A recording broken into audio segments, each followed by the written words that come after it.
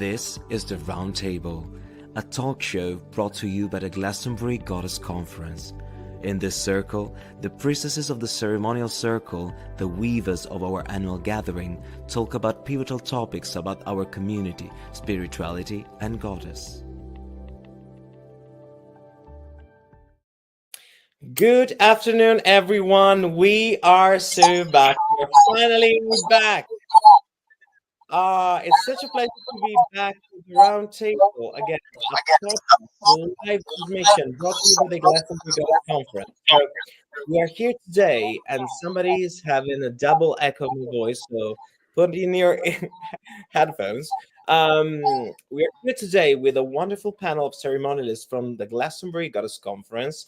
And this year, the theme is going to be the goddess of sacred union. And this year's episode will be all about this. So I'm very, very happy to introduce my friends and lovely weavers of the Goddess Conference, 𝗦𝗦𝗔𝗖𝗥𝗘𝗏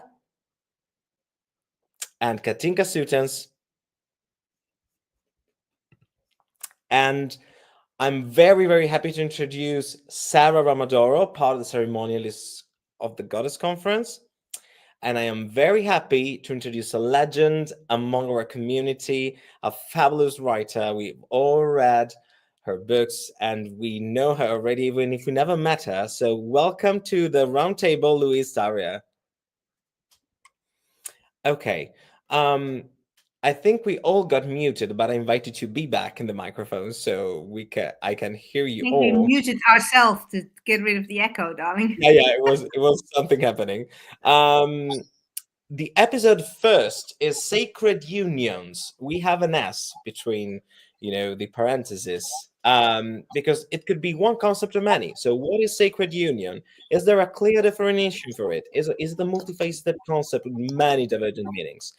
We'll be talking about the many different contrasting, coexisting, yet different, resonant or dissonant perceptions and meanings of sacred union, and defining what this term means in preparation to our annual gathering, the Goddess Conference. This is a theme for today, and the first one of the panelists to start is our beloved Katinka. What do you think is sacred union to you? Oh, bless you. And this is, of course, one of my favorite subjects, so I could talk for hours on this, which I'm not going to do. I'm going to be good. Thank you so much for hosting this wonderful roundtable for the Goddess Conference again, Andrea. You are not a star. What would we do without you? So sacred union means many different things for many different people. Some people are quite resistant to the idea of sacred union. They find it slightly repulsive.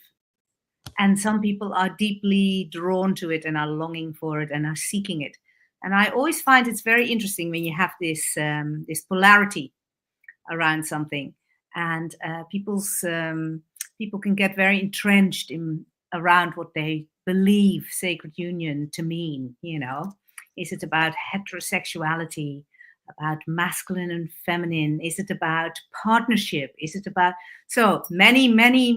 many truths, actually, many definitions that could fit this term. For me, speaking for me as a person, I'm dedicated to one of the great Celtic goddesses as her priestess, and she, for me, is in the center. She is a goddess of sacred union, and that really is that she is the portal to that which is her essence beyond the gateway of dualistic ideas and feelings. On the inside, for me, and in the teachings of Rhiannon that I offer in the trainings that I give, this very much is rooted in an inner union of masculine and feminine, whatever that means, which is not the conditioning that people think these forms of energy actually mean. Masculine is not blue and feminine is not pink. Those are just colors. Masculine is not strength and feminine is not softness. Those are human qualities. So it is this getting out of the way of the ideas around something to a felt place, which is harmonious and very, very beautiful and filled with love and expansive into the ecstatic.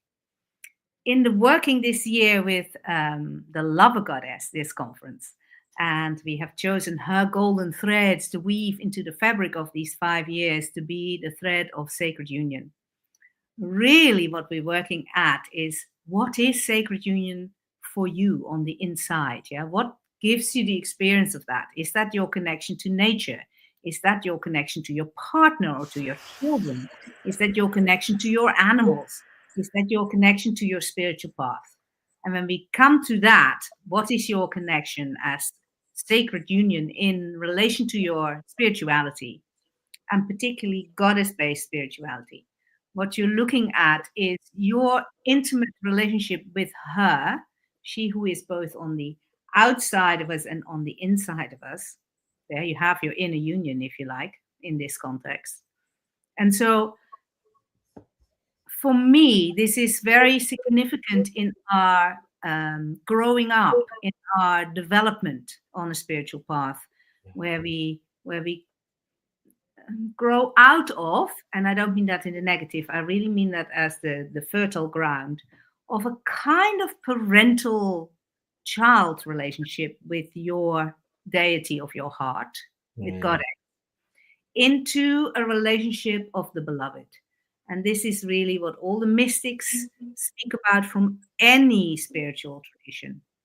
What does that mean? What does that mean for you? What does that mean in your daily life, in your reactions and actions, in your interactions, in your responses to life, and in your intimacy with Goddess? So for me, sacred union, in the way we're working with it in this year's Goddess Conference, is really about that. It's about our intimacy with Goddess, the love connection, the love relationship, the relationship of the beloved. What would it take to step up in that?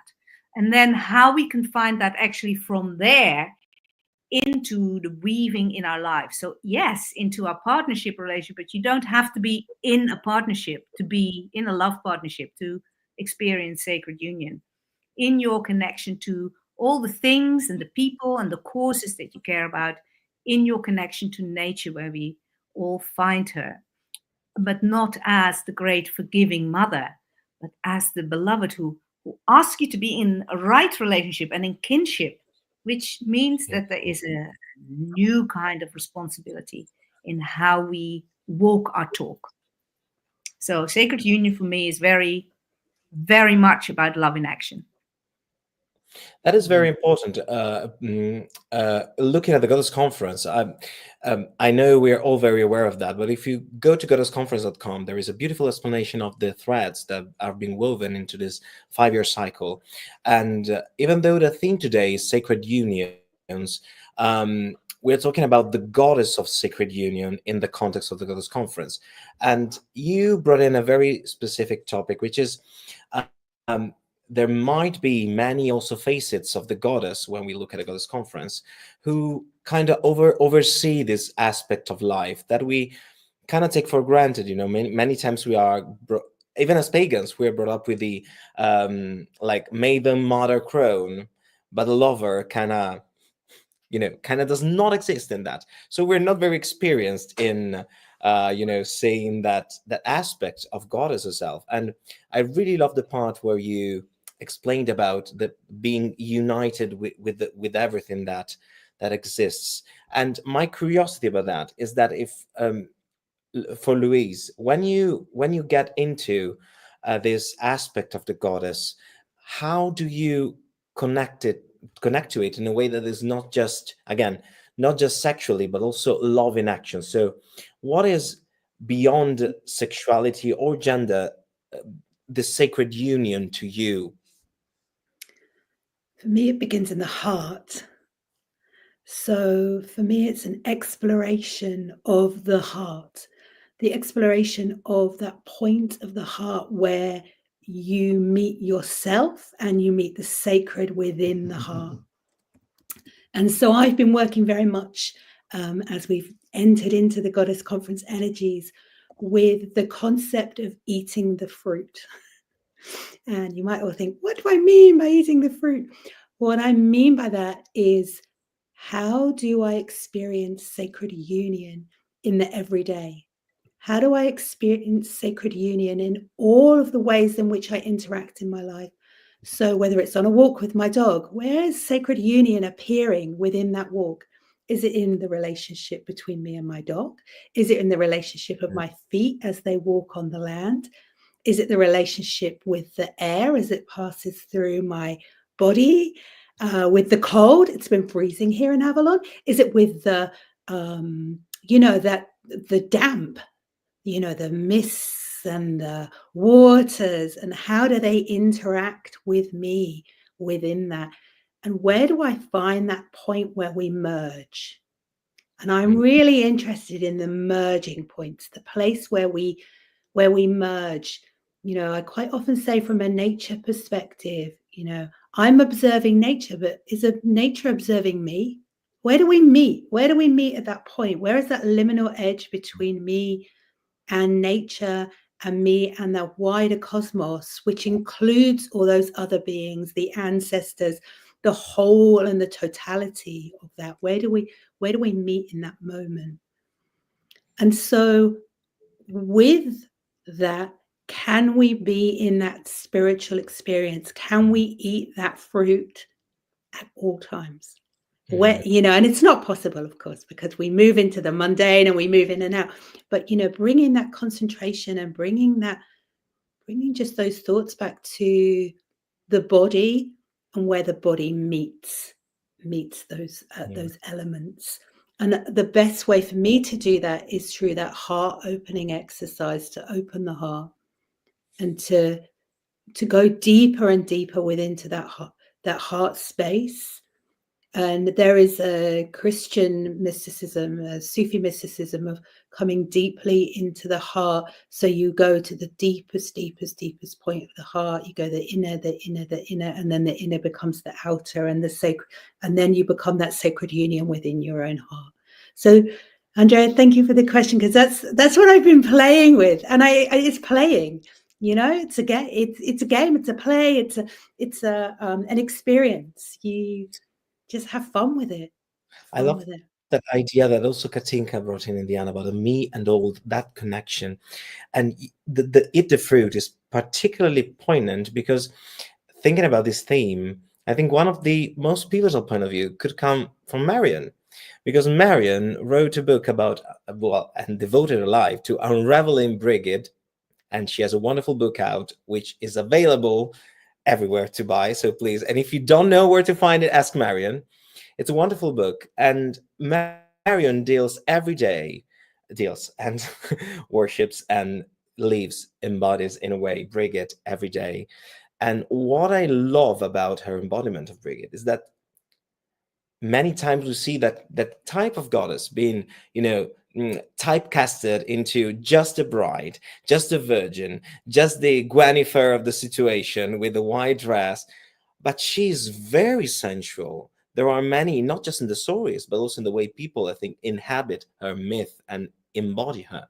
So from your experience, how is that lover goddess coming into the sacred union? How is 𝗤𝗙 and the lover goddess in your embodied experience? How is that for you, that duality, and how can we really discover a lover goddess within?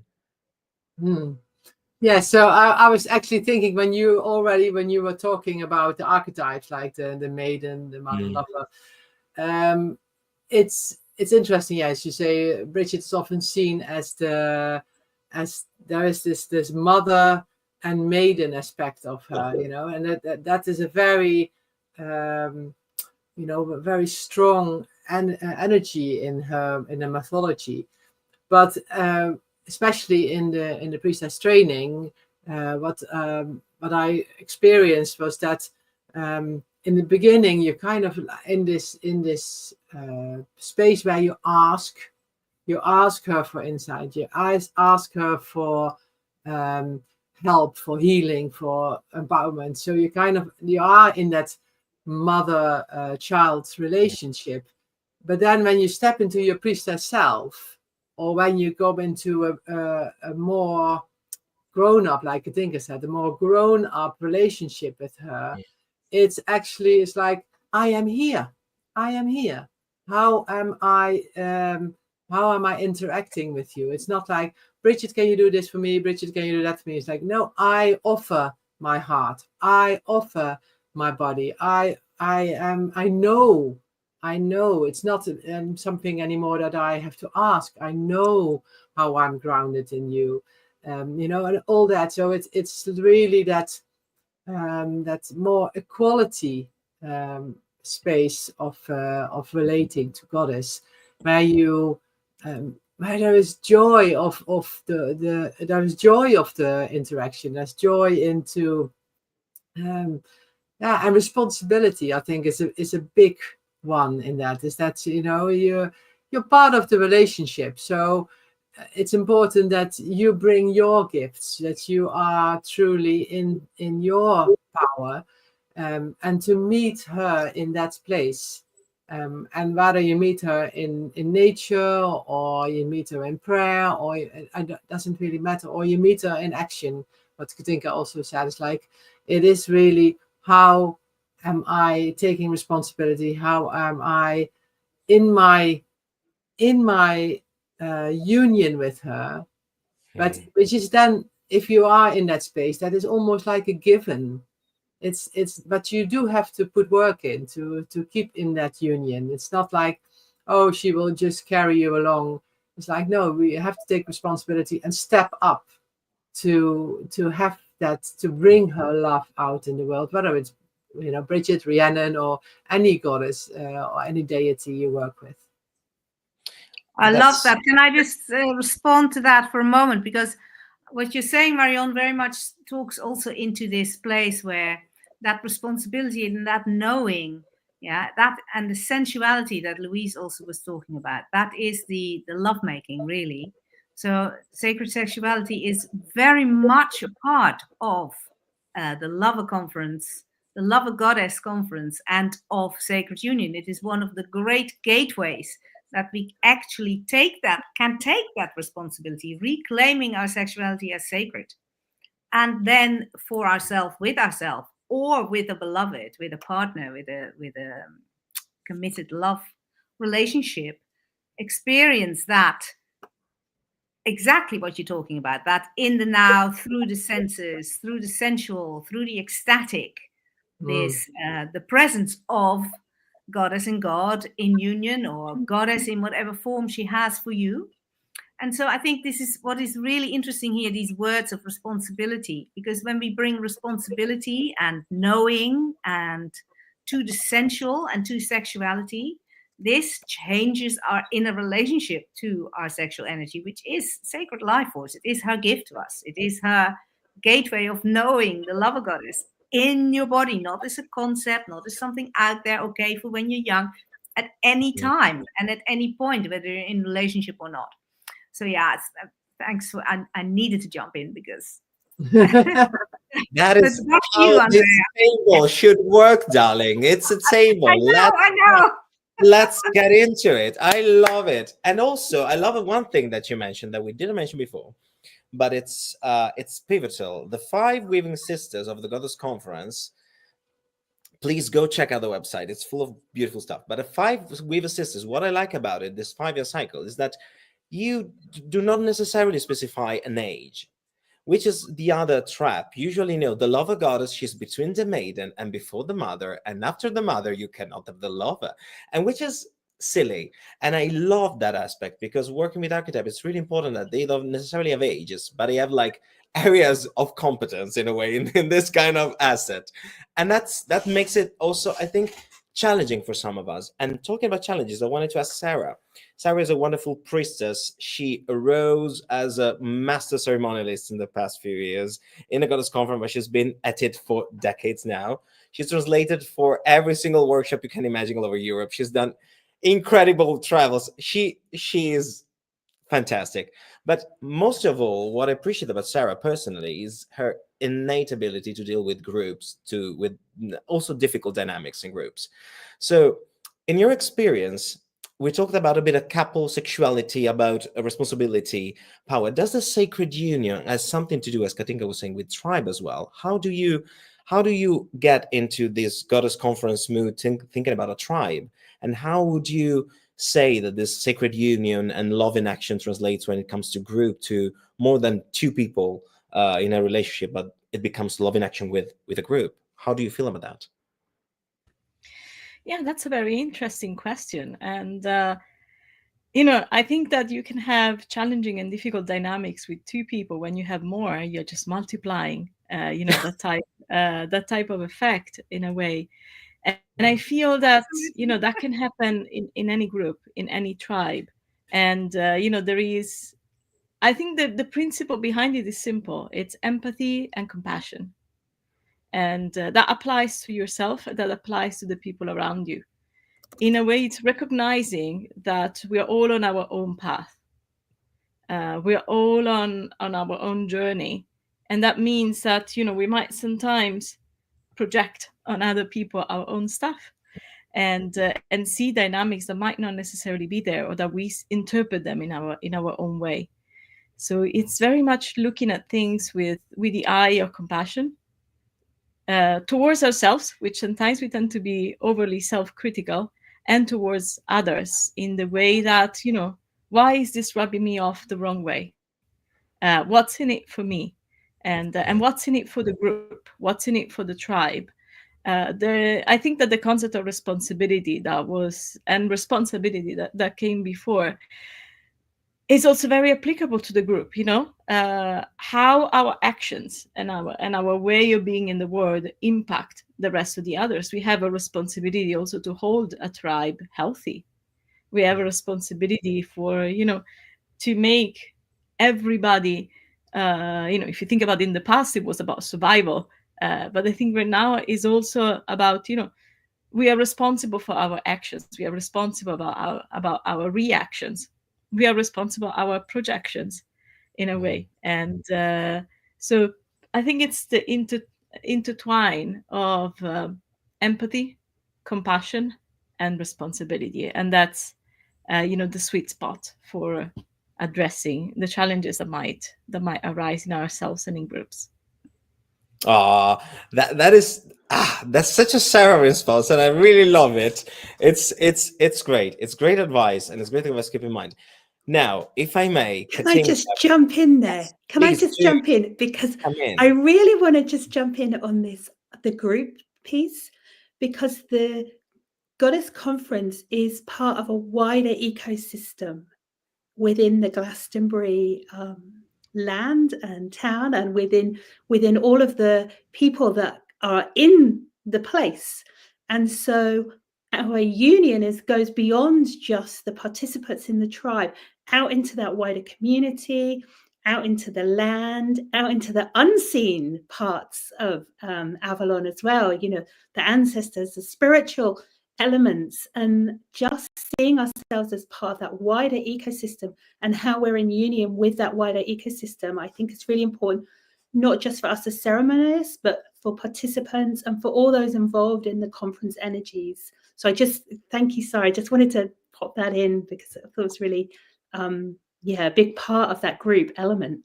Thank you. And thank you, Louise, for saying that. I mean, a few years ago, Marion really brought in the concept of unity in diversity, and we've placed that very much at the center of the Goddess Conference, at our vision and also in our actions. We've held ceremonies for that. Maybe you want to say a little bit more about that, Marion. But for me, that is totally in harmony with the vibration of Goddess of Sacred Union. So yeah, thanks for highlighting that.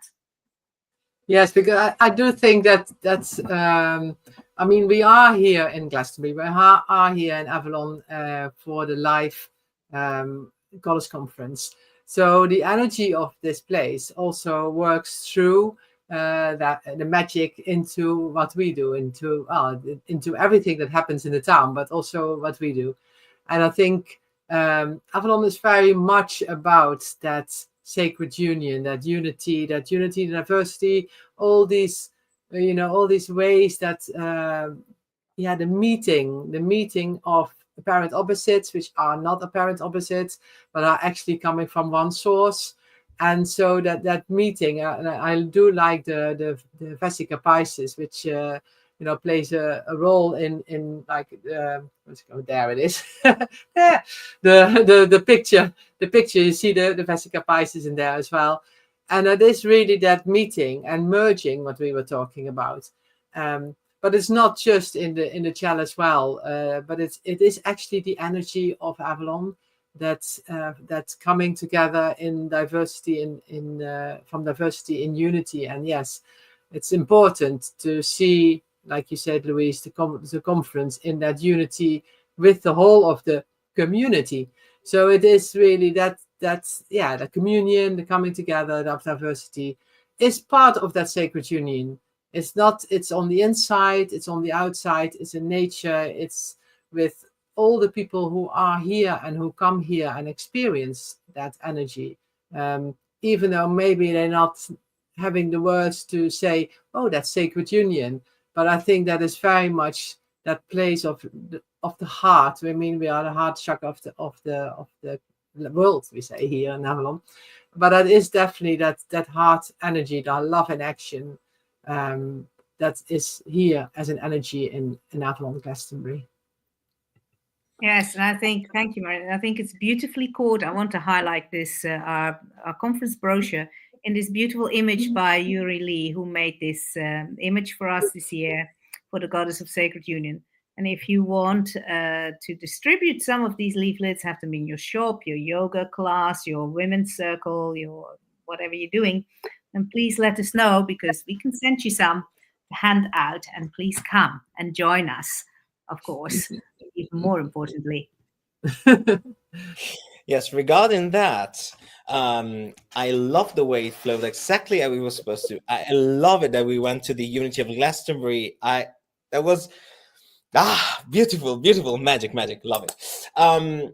Now, last questions, very simple questions, but obvious and might be stupid, but can we address them? So it's the year of sacred union.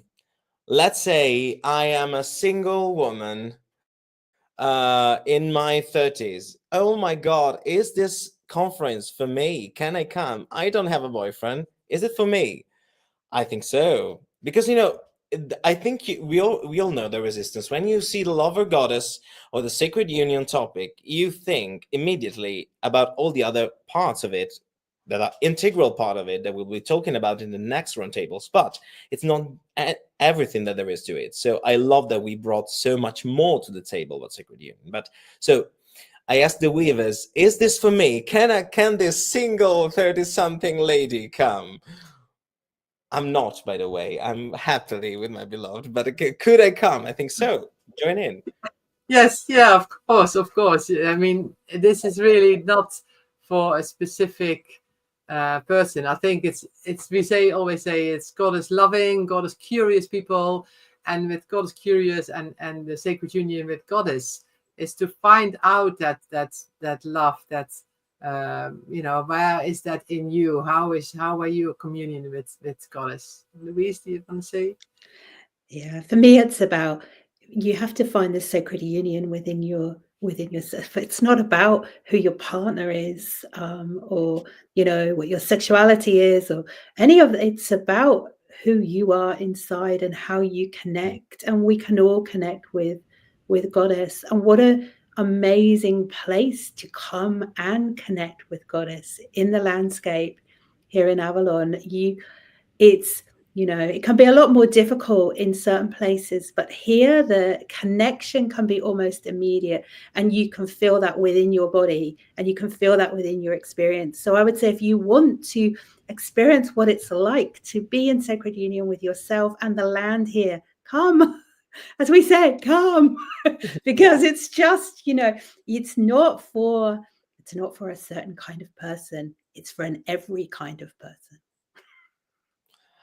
Can we trademark this and use it? It's absolutely gorgeous as a sentence. Also, Katinka, I wanted to ask you, the other thing is, we even thinking about relationship. I mean, if people don't have a relationship, isn't it a good way to start, working on your conception of sacred union, of your concept, on your openness to the love in action? Isn't it like the way to go? And I think I think this is exactly what I wanted to say in my answer to your question. There's two things I want to say. One is, it's especially for those who are not in relationship, because you need to taste the taste of sacred union within yourself, as the others have said, but also within your relationship to Goddess, to know how to meet that in yourself in what I call the integration of inner masculine, inner feminine, inner union, so that you can then meet in relationship, if you want to, from a place of fullness. And that's the most beautiful, harmonious relationships are like that, where you're not finding a missing piece. That's a ridiculous concept, really, where you're meeting fullness with fullness. So I would say, if you are in a love relationship, in a committed relationship, please come, because it will be supportive of that. If you are not, please come, because the best inner union is inside. And from there, your relationship landscape will change. So whether you're completely happy to be single or whether you are longing for a partnership, this is the place to initiate into the lover archetype, which, like you were saying, is so ignored, so shoved away. We're a little bit afraid of it because it involves feeling things, being alive in the body. You have to be in your body, being sensually awake in your body, being in touch with your sacred sexuality, being in touch with your heart. All this is actually edgy, so this is precisely where to come if you want to initiate into the lover archetype within yourself, so that you may attract it, meet it, or create it on the outside. Well, the next Goddess Conference, the Goddess of Sacred Union, is going to run in Glastonbury from the 29th of July to the 3rd of August. We have plenty of roundtables to discuss more topics about the next Goddess Conference, but what is important is that you book your tickets right now at goddessconference.com/shop. We have beautiful Don't packages forget, available. we haven't heard from Sarah for this, the answer to your last question. Maybe she can just jump in there quickly. Yes, please do. I think that everybody has answered that beautifully already. And it's more like, my question to the audience would be, sacred union is so much more than just talking about a relationship. So, just take him from there. Like, if you think that sacred union is only about relationships, think about what sacred union means to you and what it means for you to be in sacred union with the Goddess. And Andrea, back to you. That's a mic drop, though, darling. What a mic drop! Like, exactly, perfect. Oh my goodness, yes, love it. Again, the tickets are on sale right now. Please go to the website. There are beautiful packages for groups. Please ask us, write us, and set up your trip to Glastonbury, your accommodations. It's a good time to start. It's never too early. Start now, book your tickets, and allow us to count the numbers of all of you coming from all over the world in time, so we can prepare even a better and greater and bigger conference with you all. The preparations are already well underway. We have the ceremonialists here. They are already planning and preparing everything so beautifully and abundantly for you all to join. So please, please, please go to the website, get in touch, and get your tickets for this year conference. Again, running from the 29th of July until the 3rd of August, live in person in Glastonbury, Avalon.